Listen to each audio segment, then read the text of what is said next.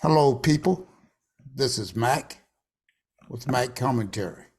I also have Bob on the line here with me today. How are you, Bob? Oh, I'm doing real good, Mac. Good afternoon. Yeah, we have some things that occurred here late last month, concerning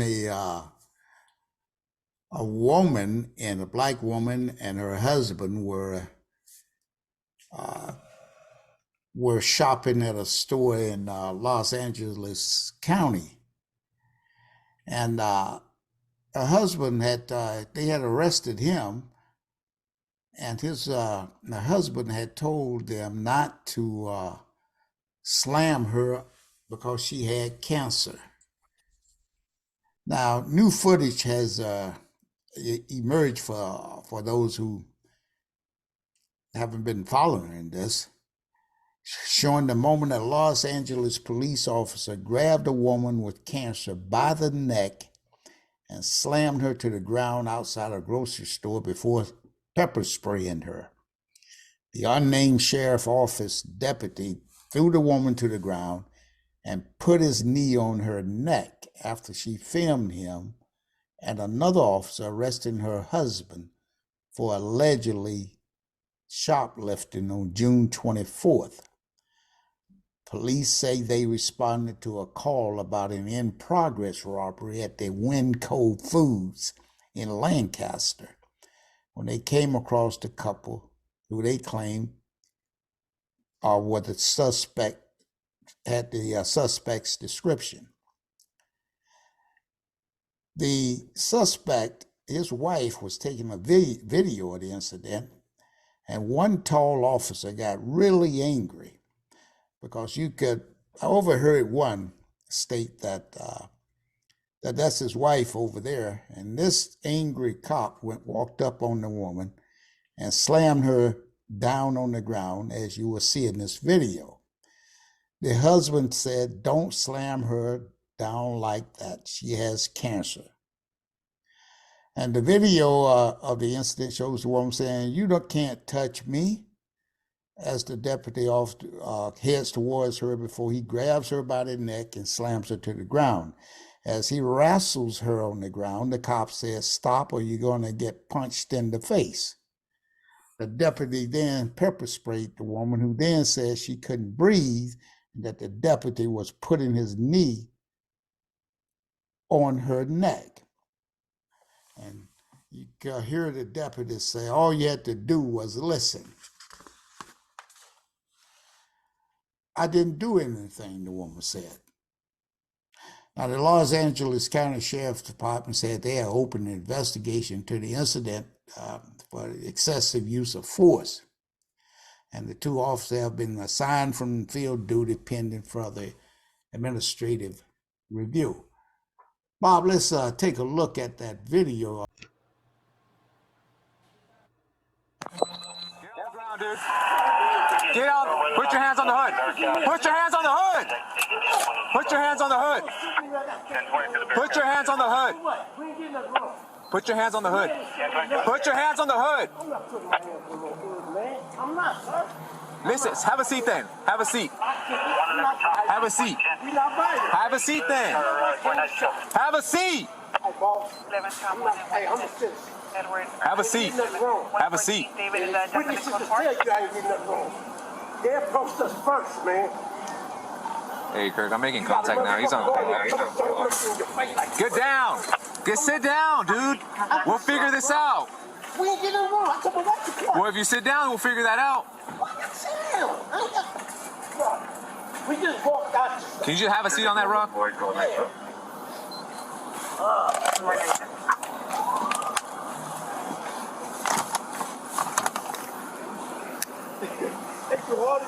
I told him to call the police, bro. All right, just chill out. Call y'all.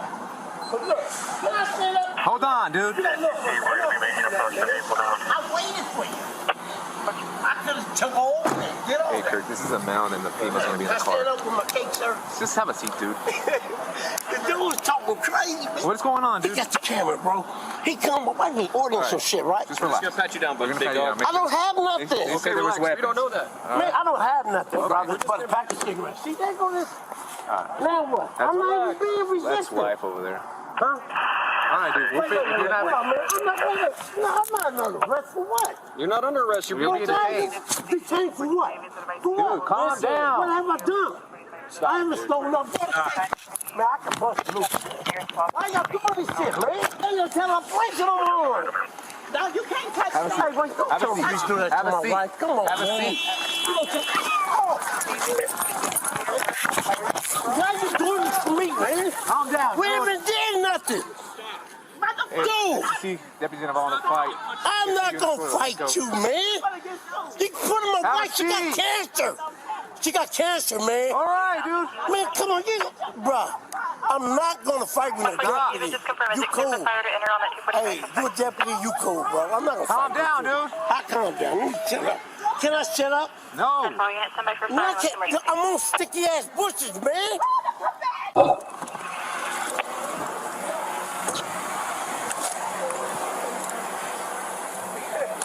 Come here.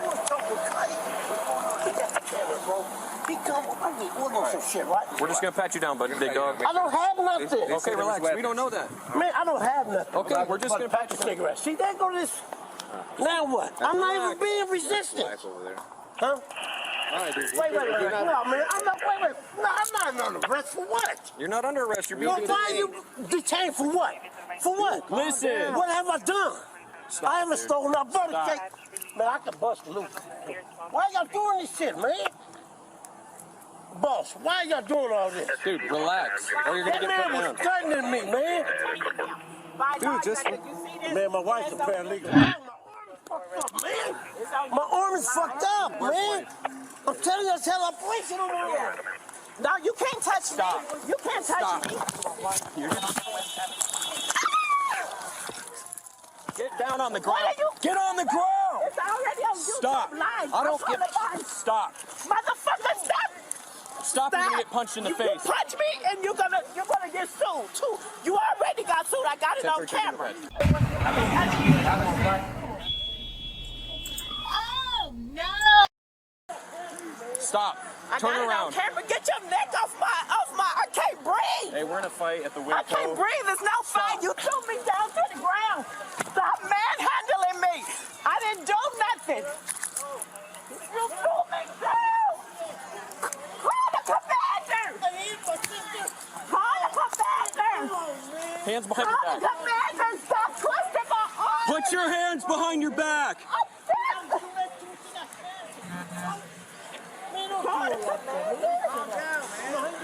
Stop. Commander, I'm not doing anything. Call the commander.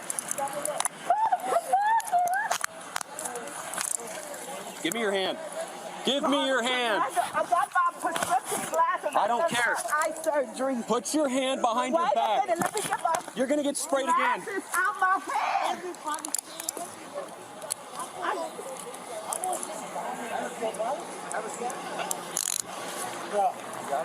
Yeah, man. Man, baby, you all right? No. Let me get He 902. threw me to the Hey, bro, ground. she got He cancer. put his knee in my... Get up.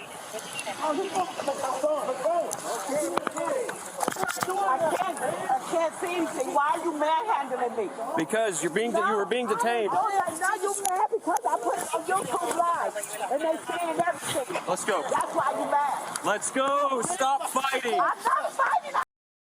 You've heard, you saw that video, and to me, it's just, I just think it's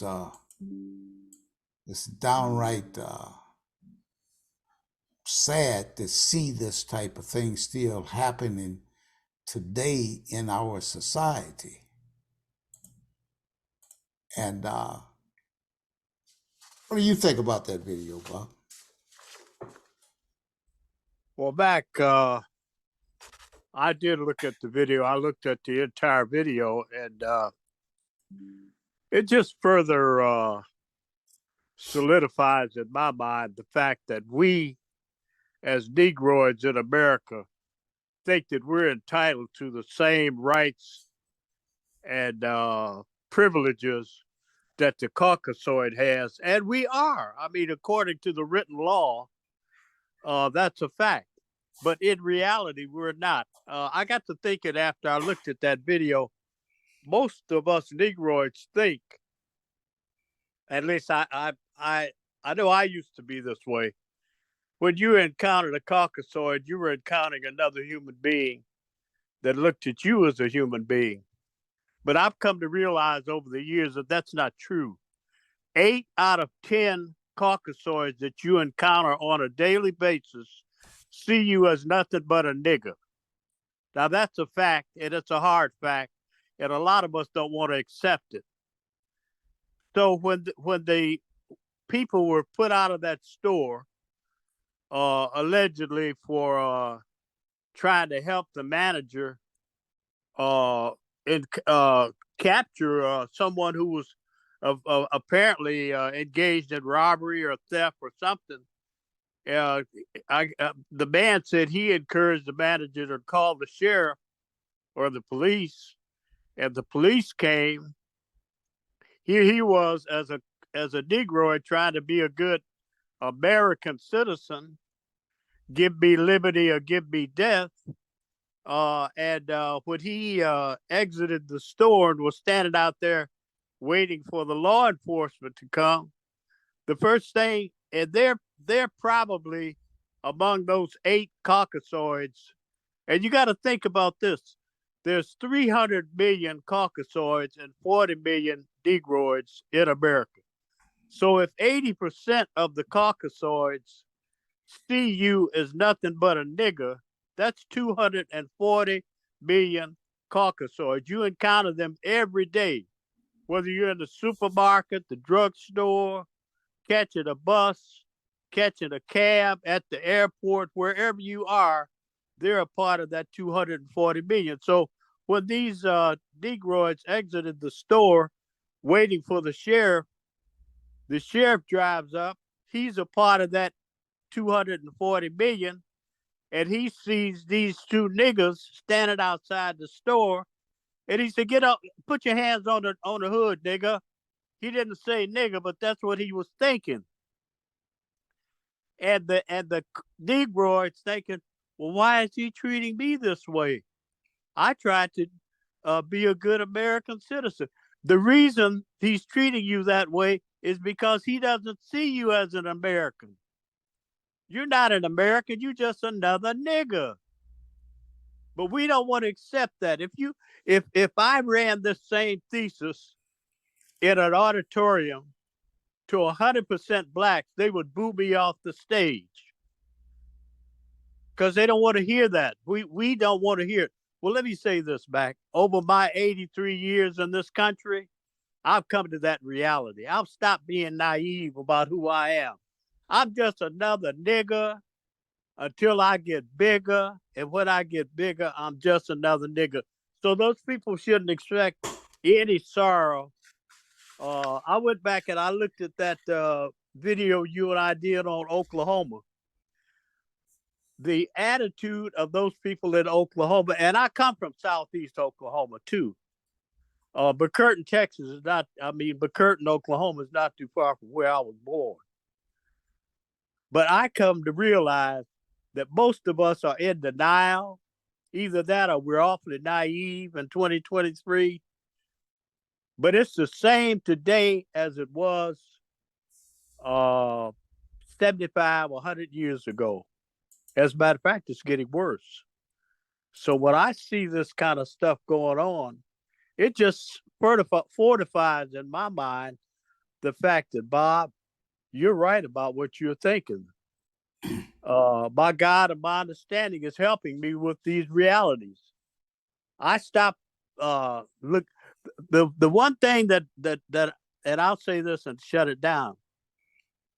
The one thing that a Negroid can do whenever he gets stopped by one of these 8 out of 10 Caucasoids that's wearing these uniforms is stop his car, put his hands on the steering wheel, and hope and pray that he doesn't get shot. That's my take back. Well, Bob, that's usually we do, as you state, we do have certain inalienable rights here, as they so like to state for themselves all the time anyway. But we supposed to be have those same rights, but sometimes your life comes before trying to exercise those rights, and I agree that you just make note of everything and do everything accordingly, and you can record. I mean, they can't stop you from recording. If they do, then they are violating your rights, but don't fight them over it. And they should be recording as well, because that's the law as in most precincts and most of the police departments. And you can get that footage of what they did through FOIA, Freedom of Information Act. And it might take you a while, but you'll get it. Your attorney will get it if they violated your rights, whether it's your Fourth Amendment rights for unauthorized search and seizure of your person or car, or your First Amendment right because of something you said and they're trying to tell you can't talk. I mean, they're violating your rights. And then you also have your other rights, such as your 14th Amendment rights. And if they violate any of these rights of yours, then you can come after them later in a court of law. But if you try to fight them on that scene right there, they're going to create all kinds of scenarios where they had to shoot you. And you can't fight if you're dead, that's for sure. Maybe your family can get out there and try to fight for you, but you're not going to be there. And so if you want to be there and fight, then I suggest you do as Bob has so eloquently articulated there. One of the things, though, Bob, that's kind of gets me with this is this happens over and over and over again. And I'm going to say this here, and I'm going to, having bless my mother. My mother's deceased now. But if this happened to one of my own, I don't want to say what I will do, but I will do something. Not to anybody, but to the perpetrators or whoever leveraged this type of violence upon my loved ones. And I tell you, and we as a people, Bob, we like to go and sue the courts, and yet this stuff continues to happen. They don't care because police officers have what they call implied immunity. Even if they kicked off the force in Los Angeles County, they'll go to Orange County and get a job there because they don't decertify them in that particular state. So I'm telling you, the only way that these police officers will learn to respect you as a man, if you're black or a woman, and I've seen them pull elderly black women out of their cars and throw them on the ground and handcuff them for some traffic offense. I've seen them pull a black lieutenant in the Army out of a car, pepper sprayed him, and arrested him just because he was black and this man was serving his country. He didn't want to believe he was a lieutenant, so he called him a corporal. And I tell you, Bob, and I like to ask, where are all these gangs at in Los Angeles County? What are they doing out there besides killing each other, Bob? Action. I'm not telling anybody to do anything. I'm not advocating any violence. I'm just only saying that, hey, I got to do what it what I must do to protect my own. And if I have to die trying to protect them, then I will. But I'm not going to let anybody mistreat my loved ones like that. And especially if my mother was living, I definitely would not. That would not happen. And I'm not going to be running to any court either. So I said, we're going to follow this story here, Bob. And one of the things they did state that the woman and her husband were cited and released, but the police have not said what they were cited for. And you got your activists from the Community Action League out there demanding the deputy be fired, and protests playing outside the grocery store. Yeah, I guess that was done last week sometime. And she was recording, and by recording, that was her First Amendment right. And he struck her down because she was doing that. But Bob, I don't know when I don't know when we're going to learn. But we can't continue to take this type of stuff like this in our communities or in anybody else's community. I mean, it's not just happening to black people, it's happening to whites as well. I mean, the police are becoming militarized. It's not what it used to be. They're not what they used to be. Let's take a look at what's happening over there in France right now. Police over there shot a 17-year-old kid in the chest over some traffic infraction. There's been rioting going all over the country there. So what is this? What does this tells us? It's sort of like the COVID. They come out with the COVID vaccine. It says started in China, but here's in the United States. Next thing we know, it's all over the world. Now we having this police violence, which is starting here in the United States, and it's going over the world. It's something bigger than what I can see is happening here, because, Bob, I have not seen anything like this in my youth before. I never saw anything like this. I knew there was police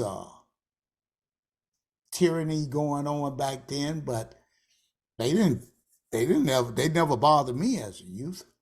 And I'm from Georgia, you know. And I'm not saying that they didn't happen in other parts of the country back then. I'm just saying that I just don't remember it being as prolific as it is today.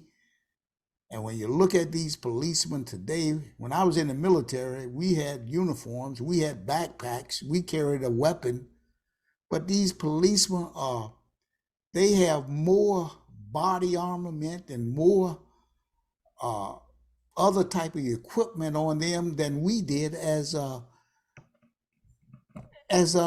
military infantrymen back in those days. I mean, they look like they are ready to, when they hit the streets, they are out there for warfare, not to serve and to protect, like they're out to kill and maim. And a lot of these things that you see going on, Bob, that's exactly what they are doing. And nobody, and it won't stop. It's not going to stop, because nobody's really trying to stop or give a damn if it stops, because why should they care? It's not happening in their community. It's happening in the black community, in the poor community, in the Hispanic communities. So why should the other ones care about it? But they are the one that's helping to push this narrative about crime. And we need more police. But where do they police at? They police in the underprivileged area. They never say anything about we need more education, more housing. They never talk about that, Bob. There's always more police. And what happened? More people dying at the hands of police. They give these police drives around in better cars equipped than your average middle class person out there. Because the government, the federal government, funds the police department. They call them the first responders, or whatever they want to call them. They created the narrative with the 9/11. And since then, this country has been polarized and militarized, and people are just at their wits as to what to do. Why is that? Who does it benefit? There's something going on here, Bob, that's much higher and much than my pay grade will be able to explain. But we're going to continue to take a look at these things as they happen here. We'll look at what's maybe going on over there in France. They're saying it's racial profiling. Haven't you heard that word before, Bob? Racial profiling? Right? Yeah, I've heard it. I've heard it. Well, that's what they call it in France. Where did you hear that, Bob? Racial profiling. Well, it's been a word that's become quite popular, I would say, in the decade of the 2010 and afterwards. Prior to that, I just heard of characterizing as people of color as niggers, but they want to be more respectful, I guess. And so they, instead of saying, "Oh, we had to kill that nigger," they say, "Oh, it was a racial profile." So they make up not make up. These words are in the dictionary, and they use these much more softer terms in order to justify the behavior that they that they exhibit. But I think that what has happened is, I think that under this category of racial profiling, people of color, so-called Negroids, particularly, have become complacent. We forget about the fact that all these things are happening to us, and I have to ask myself, why is it happening so prevalently in the so-called Negroid community? Well, it's happening there because we as Negroids are beginning to believe that we're truly Americans, which we're not.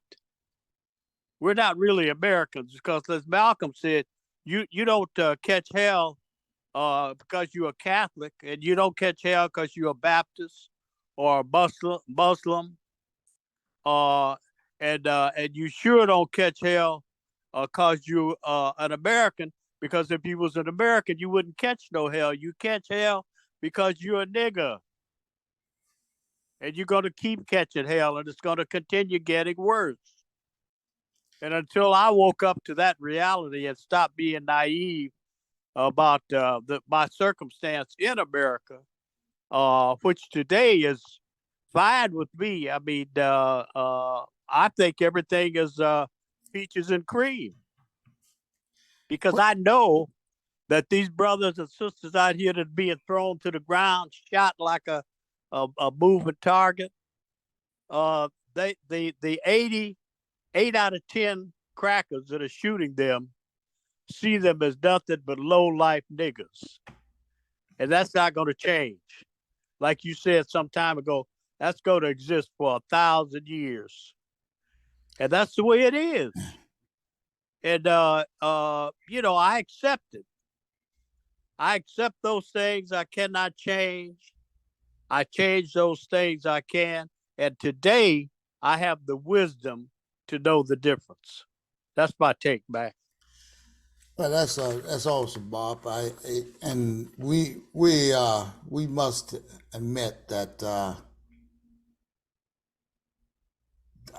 as far as I'm concerned, I've heard of racial profiling for a number of years. It used to be driving while black, they still call it that as well, but now it's a term that's going around the world where French Algerians, are being racially profiled over there as the UN Committee on the Elimination of Racial Discrimination, CERD, had expressed its concern over the violent confrontations between police and protesters that continue in the European Union countries for more than a week.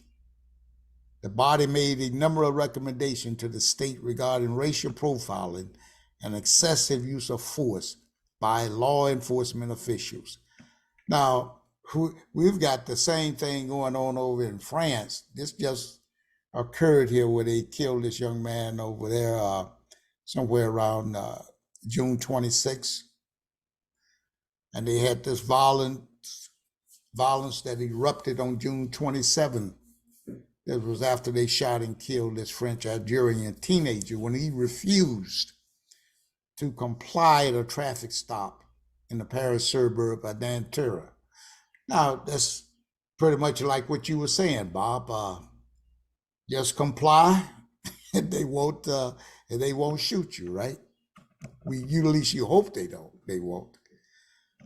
And this is a very almost identical situation here where the man slams this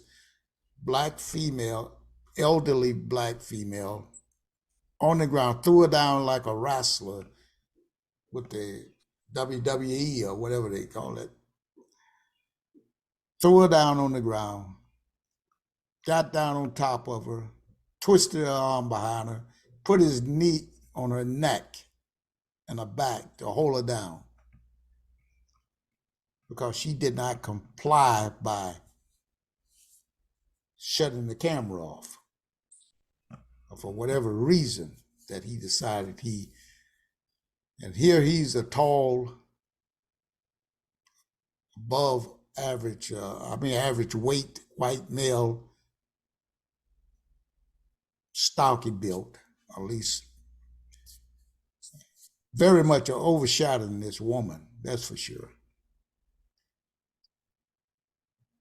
And she's lucky that he didn't pull his gun out and shoot her. So, people, I just want to say, we have to protect our own. I mean, you can follow Bob, but I think you still you got all these gangs out there in California, so they should quit killing each other, patrol their communities, make sure these type of things don't happen. What happened to the Black Panthers? I mean, that's what they were not there killing anybody, but they took care of their communities. And I'm sure what happened to them. And the police raided them. The FBI, the sheriff, or whoever, destroyed them, killed them all.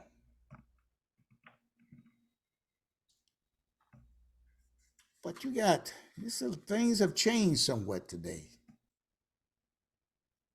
I mean, we should be protecting our own, especially your families. I mean, if the guy think he's that bigger man can go out there and throw down your mother like that, tell him to come and throw you down. They don't come at you though in ones, though, do they? When they stop you, and the first thing they do, they get on that phone. If you're black, they get on the radio and they call for backup. Next thing you know, you got 5 cars surrounding you. So that kind of make you not be able to do anything, doesn't it? And he'd do whatever he wants to at that time. He'd be all big man tough. Bob, I want to thank you now, man. I want to thank the audience for tuning in. and we'll come back with another show in the next day or so. I appreciate Thank you, back. I appreciate it, and have a great rest of your weekend, man.